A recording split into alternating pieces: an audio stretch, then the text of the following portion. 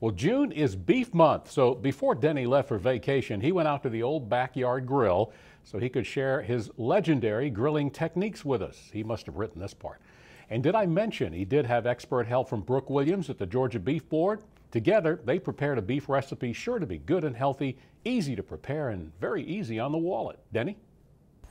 Well, thanks, Paul. It's always a pleasure to have Brooke Williams with us with the Georgia Beef Board here every year because June is beef month. So it absolutely is. Once again, the Governor Nathan Deal has proclaimed June as beef month, and we're very excited about that again this year. Okay, what are we going to be cooking today? We have grilled beef and summer squash salad with a balsamic vinaigrette. Ooh. And it may sound, you know, eccentric, but it's actually really easy. Everything can be made on the grill. So if you're having a pool party, a grill out, you don't have to go inside the kitchen. It's all done right here on the grill, even the dressing. Got 120 different varieties of meat you could put on there. What are you using and what do you recommend to people that are not knowing exactly what I would recommend were the 29 lean cuts.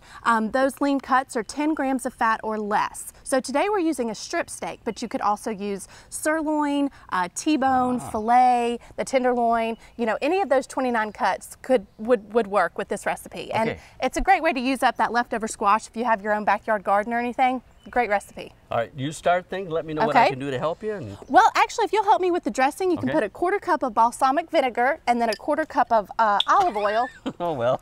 That's all right. And then put it in that saucepan. I'm going to start putting the squash and the steak on the grill. Okay. So we've got squash, yellow summer squash, and zucchini. Okay. That's my favorite sound in the whole world, that sizzle. And then this is our sirloin that we've got here. I'm sorry, our strip steak. We've got a strip steak.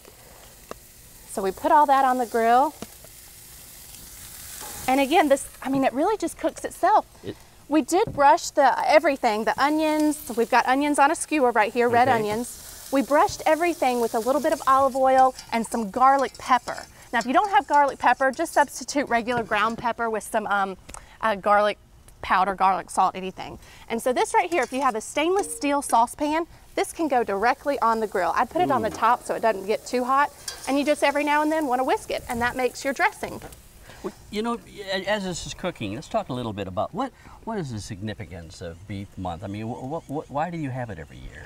The cattle industry and the beef industry is one of the largest in Georgia. There are over 1 million head of cattle in the state, and there are over 16,000 beef producers. So the purpose of Beef Month is to really get out there and celebrate our industries. A lot of our local cattlemen are going to have media tours, promotions, events all throughout the month of June. So in any of your areas out there, if you'll just look in the local newspaper, you'll see the Beef Month ads, and you'll be able to contact your local cattlemen and see what's going on in your area, because they're going to have, you know, grill outs, cookouts, Father's Day celebrations, and you can eat steak all month long. And this, as you said, is so easy to prepare.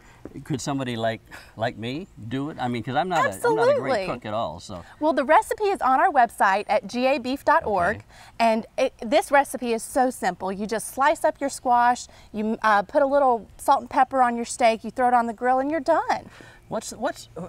This is something I've always want to know. There's got to be some tips on grilling. Absolutely. What would you recommend? Always use tongs. Okay. You know, a lot of people, you'll see them with those big forks that come in those grill sets, and they're poking the steak and flipping it. You don't want to do that. That's losing all your juices, because when you put holes in the steak, all those great juices and the flavor, it ends up on your coals or your gas grill and not in the steak. And you really want a juicy steak. Is that why they say you don't flip it more than once? You want to flip it twice. That's Only flip it twice. And I need to go ahead and flip this steak while we're talking about it. Because you really, if you flip it more than once, you're not going to get that good sear. And the best thing for me about a good steak on the grill, you want that good crust on the outside so that when you cut into it, it's nice and juicy on the inside. Ooh, that smell. I wish everybody could smell how good this is. I know, smell-o-vision would be great. You know, we have one already prepared because we wanted you to see what the final product would look like. We do. So what we've done, I'm going to let you grab that.